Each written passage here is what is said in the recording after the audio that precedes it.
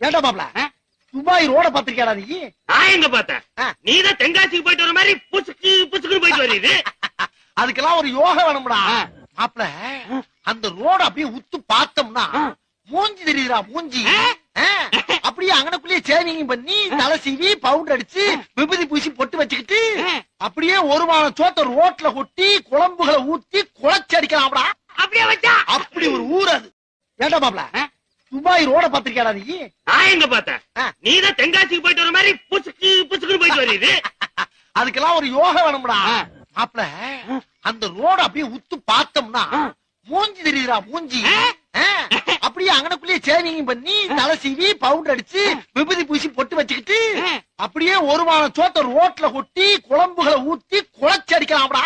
அப்படியே வச்சா அப்படி ஒரு ஊர் அது. ஏண்டா மாப்ள துபாய் ரோட பாத்திருக்கியாடா நீ? நான் எங்க பார்த்தேன்? நீதான் தென்காசிக்கு போயிட்டு வர மாதிரி புசுக்கு